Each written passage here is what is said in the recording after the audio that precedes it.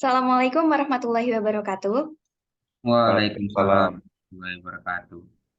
Pertama-tama saya ucapkan terima kasih banyak kepada Ibu Rahmawati selaku dosen pengampu mata kuliah Ekonometrika kelas A.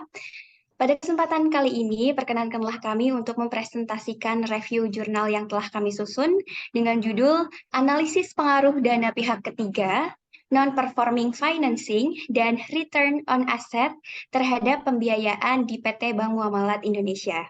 Namun sebelum itu, perkenankanlah kami untuk memperkenalkan diri. Saya Hasna Hadifah Isnaini beserta rekan saya. Ramadan Salahuddin Al-Ayyubi. Faras Rizky. Baik, untuk selanjutnya kita awali dulu dengan pengertian apa sih pembiayaan itu. Jadi, pembiayaan itu merupakan dana yang disalurkan kepada pihak selain bank berdasarkan prinsip syariah. Nah, penyaluran dana ini dalam bentuk pembiayaan didasarkan kepada kepercayaan. Namun, perlu kita ketahui bahwasannya di sini bank yang diulik adalah Bank Muamalat Indonesia, yang mana Bank Muamalat Indonesia ini merupakan bank syariah pertama yang didirikan di Indonesia.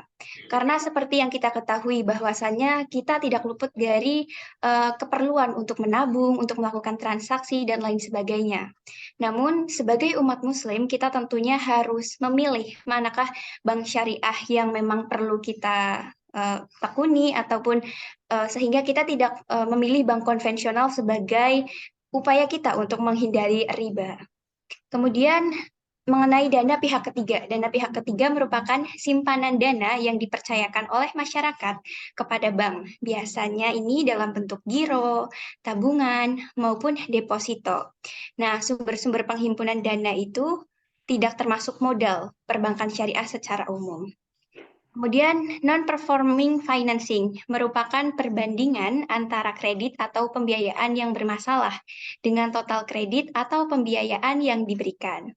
Nah, sedangkan return on asset merupakan suatu ukuran untuk merepresentasikan kemampuan perusahaan dalam menghasilkan laba dengan menggunakan kekayaan yang dimiliki oleh perusahaan setelah disesuaikan dengan biaya-biaya yang dikeluarkan. Next.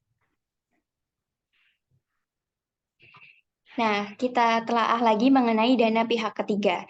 Jadi di dana pihak ketiga ini ada 3 jenis. Yang pertama ada giro, kemudian ada tabungan, dan ada deposito. Jadi menurut Undang-Undang Perbankan Nomor 21 Tahun 2008, Pasal 1 Ayat 23. Jadi giro itu merupakan simpanan berdasarkan akad wadiah atau akad lain yang tidak bertentangan dengan prinsip syariah, yang penarikannya dapat dilakukan setiap saat dengan menggunakan cek, biliet, giro, sarana perintah pembayaran lainnya, ataupun dengan perintah pemindah bukuan. Jadi yang perlu kita underline di sini yaitu perbedaan antara giro dan tabungan. Meskipun sama-sama tempat menyimpan uang, tetapi jika giro itu biasanya diperuntukkan untuk pebisnis-bisnis yang memang sudah mempunyai modal yang besar. Kemudian jika tabungan itu lebih diperuntukkan untuk kita-kita sebagai masyarakat biasa yang bisa menarik uang setiap saat menggunakan buku tabungan, slip penarikan, ATM, maupun surat kuasa lainnya. Nah, kemudian deposito. Yang dimaksud deposito di sini yaitu menggunakan akad mudharabah atau akad lain yang tidak bertentangan dengan prinsip syariah. Nah, biasanya deposito itu seperti kita menitipkan uang kepada bank dalam jangka waktu tertentu, biasanya seperti 1 tahun dan lain sebagainya.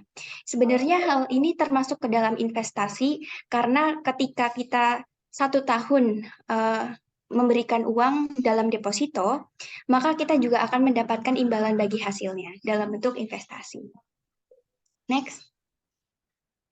Selanjutnya yaitu ada non-performing financing. Jadi non-performing financing itu merupakan rasio yang dipergunakan untuk mengukur kemampuan bank dalam mengukur resiko kegagalan pengembalian pinjaman oleh debitur. Kemudian yang ketiga ada return on asset. Return on asset itu merupakan rasio yang menggambarkan kemampuan bank dalam mengelola dana yang diinvestasikan dalam keseluruhan aktiva yang menghasilkan keuntungan. Jadi semakin tinggi ROA-nya juga akan menunjukkan semakin efisien operasional dari suatu perusahaan. Next. Kemudian yang keempat yaitu ada pembiayaan.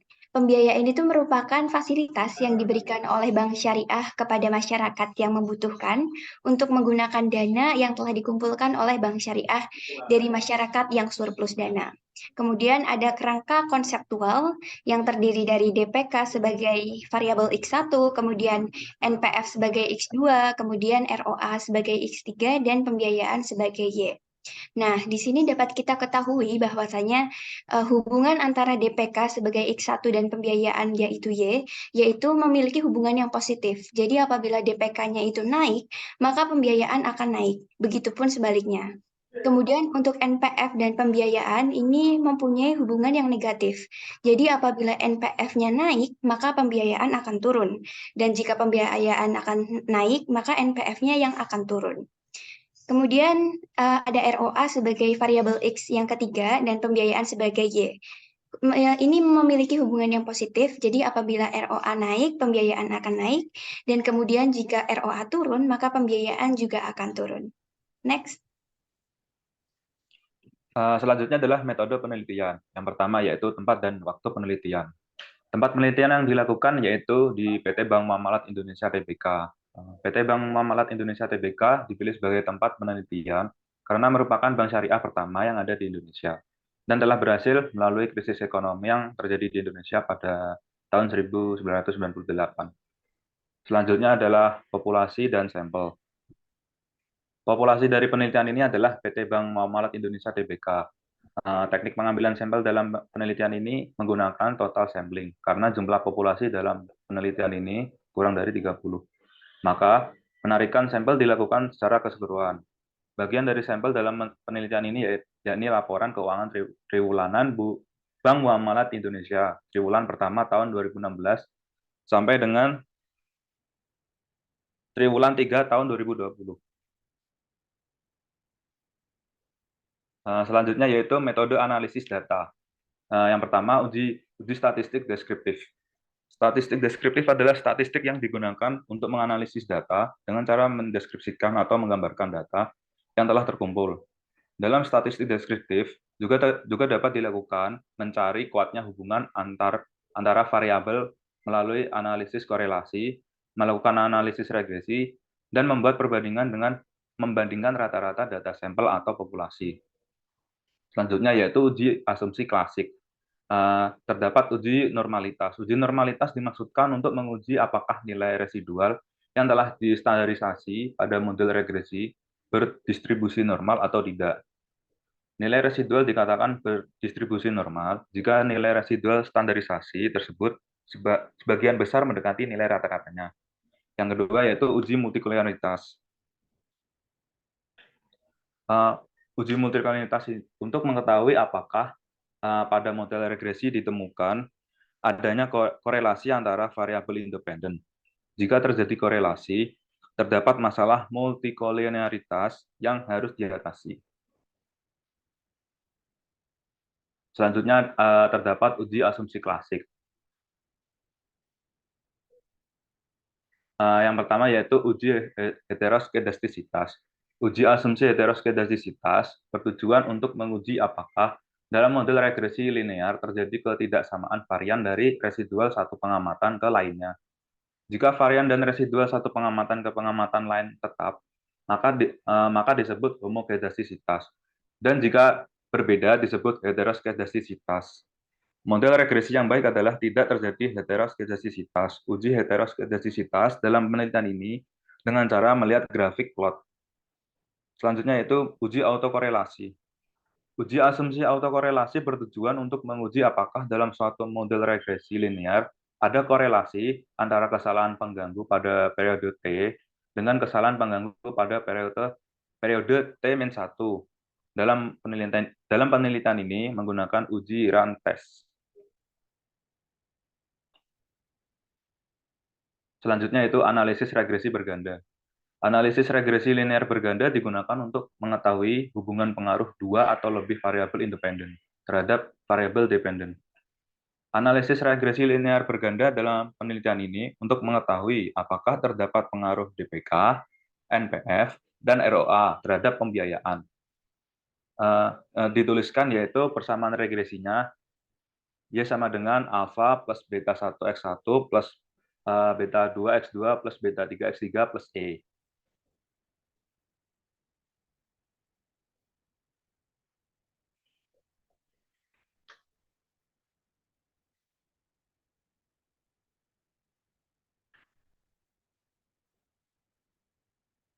Selanjutnya yaitu uji parsial atau uji T. Uji statistik T pada dasarnya menunjukkan seberapa jauh satu variabel independen secara individual atau parsial dapat menerangkan variasi variabel terikat.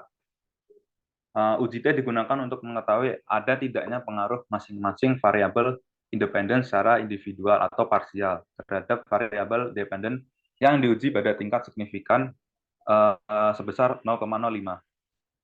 Apabila probabilitas lebih kecil dari 0,05, maka hasilnya terdapat pengaruh dari variabel independen secara individual terhadap variabel dependen. Yang kedua yaitu uji simultan atau uji F. Uji statistik F digunakan untuk mengetahui apakah variabel independen secara bersama-sama berpengaruh terhadap variabel dependen, atau untuk mengetahui apakah model regresi dapat digunakan untuk memprediksi variabel dependen atau tidak. Selanjutnya yaitu uji koefisien determinasi atau uji R kuadrat. Uji R kuadrat berguna untuk mengukur seberapa jauh kemampuan model dalam menerangkan variasi variabel dependen. Nilai koefisien determinasi adalah antara 0 dan 1. Nilai R kuadrat yang kecil berarti kemampuan variabel independen dalam menjelaskan variasi variabel dependen amat terbatas. Nilai yang mendekati 1 berarti variabel-variabel independen memberikan hampir semua informasi yang dibutuhkan untuk memprediksi variasi-variasi dependen.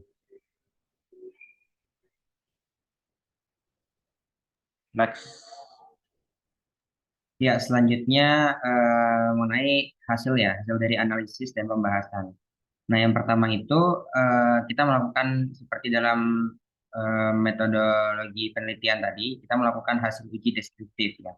Pada analisis pengaruh pihak ketiga DPK, non-performing financing atau NPF, dan return on asset ROA terhadap pembiayaan di PT Bank Muamalah Indonesia Tbk digunakan berbagai uji. Pada uji pertama digunakan uji deskriptif yang dilanjutkan uji asumsi klasik, analisis linear berganda, dan uji hipotesis.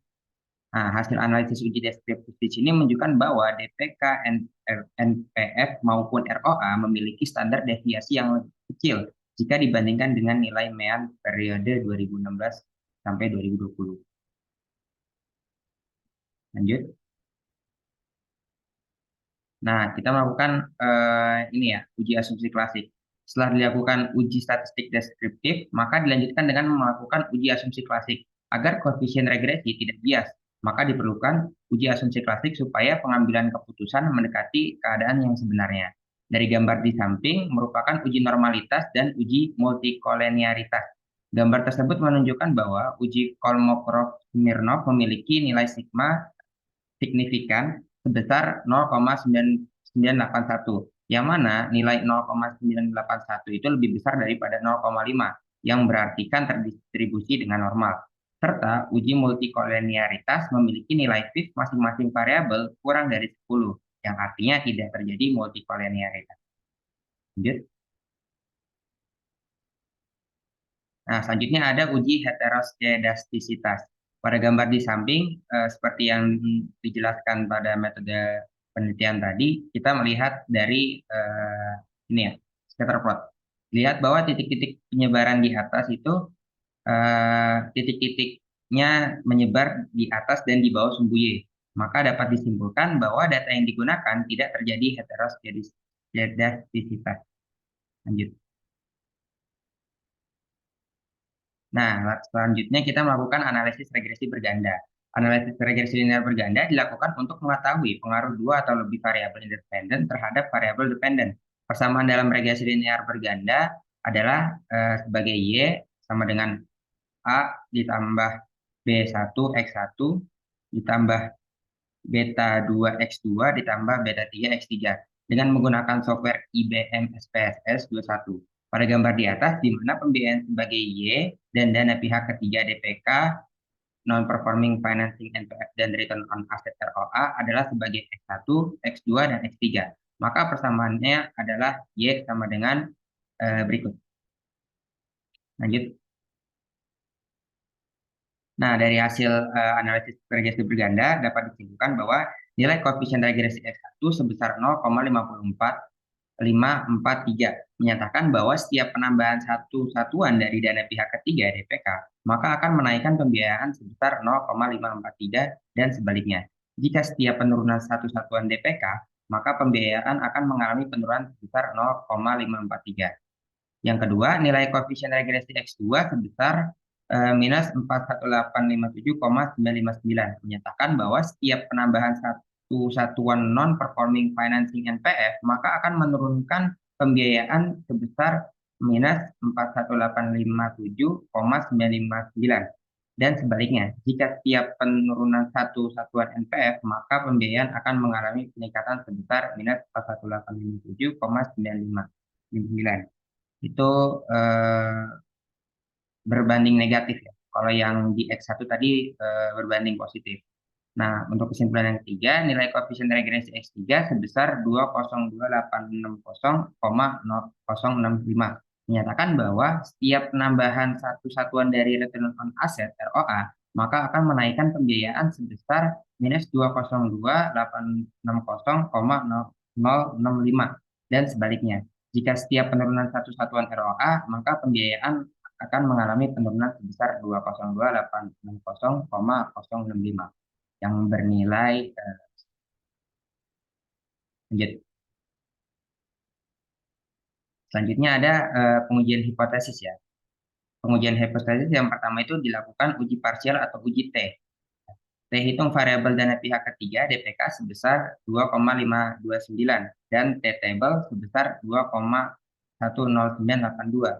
Jadi 2,529 itu lebih besar ya daripada 2,10982 dan signifikansi DPK sebesar 0,024 lebih kecil daripada 0,05. Dapat disimpulkan bahwa HA diterima dan H0 ditolak. Artinya dana pihak ketiga DPK berpengaruh positif secara parsial terhadap pembiayaan. Yang kedua tentang T hitung variabel non performing financing atau NPF ya sebesar 0 minus 0,092 dan T table sebesar 2,10982. Jadi minus 0,092 lebih kecil daripada 2,10982 dan signifikansi NPF sebesar 0,928 lebih kecil daripada 0,05. Dapat disimpulkan bahwa H0 diterima dan HA ditolak. Artinya non-performing financing atau NPF tidak berpengaruh negatif secara parsial terhadap pembiayaan. Yang ketiga, T hitung variabel return on asset ROA sebesar 0,044 dan T table sebesar 2,10982. Jadi 0,044 lebih kecil dari 2,10989 dan signifikansi ROA sebesar 0,966 lebih kecil daripada lebih besar daripada 0,05. Dapat disimpulkan bahwa H0 diterima dan HA ditolak. Artinya, return on asset ROA tidak berpengaruh positif secara parsial terhadap pembiayaan. Lanjut. Nah, selanjutnya dilakukan uji simultan atau uji F. Berdasarkan tabel di atas, nilai F hitung sebesar 2,307. Karena F hitung lebih kecil daripada F table sebesar 3,23, maka sebagaimana dasar pengambilan keputusan dalam uji F dapat disimpulkan bahwa dana pihak ketiga DPK, non-performing financing, NPF, dan return on asset ROA secara simultan tidak berpengaruh terhadap pembiayaan. Selanjutnya dilakukan uji koefisien determinasi atau uji R kuadrat. Berdasarkan tabel di atas menunjukkan bahwa nilai adjusted R square sebesar 0,187. Artinya sebesar 18,7% menunjukkan bahwa dana pihak ketiga DPK, non-performing financing NPF, dan return on asset ROA berpengaruh secara bersamaan terhadap pembiayaan di PT Bank Muamalah Indonesia Tbk. Lanjut. Nah, kesimpulannya berdasarkan hasil penelitian mengenai pengaruh dana pihak ketiga DPK, non-performing financing NPF, dan return on asset ROA terhadap pembiayaan pada PT Bank Muamalah Indonesia (TBK) periode 2016-2020 berdasarkan hasil analisis data dan pembahasan yang telah diuraikan sebelumnya, maka dapat diambil kesimpulan sebagai berikut. Yang pertama, dana pihak ketiga DPK berpengaruh positif secara parsial terhadap pembiayaan pada PT Bank Muamalah Indonesia (TBK) periode triwulan 1 2016 sampai triwulan 3 2020. Yang kedua, non-performing financing NPF tidak berpengaruh negatif secara parsial terhadap pembiayaan pada PT Bank Muamalah Indonesia (TBK) periode triwulan 1 2016 hingga triwulan 3 2020. Yang ketiga, return on asset ROA tidak berpengaruh positif secara parsial terhadap pembiayaan pada PT Bank Muamalah Indonesia (TBK) periode triwulan 1 2016 hingga triwulan 3 2020. Yang keempat, dana pihak ketiga DPK, non-performing financing NPF, dan return on asset ROA secara simultan tidak berpengaruh terhadap pembiayaan pada PT Bank Muamalah Indonesia (TBK) periode triwulan 1 2016 hingga triwulan 3 2020. Demikianlah presentasi yang dapat kami sampaikan. Terima kasih banyak atas perhatiannya. Mohon maaf atas segala kesalahan. Wassalamualaikum warahmatullahi wabarakatuh. Waalaikumsalam. Waalaikumsalam.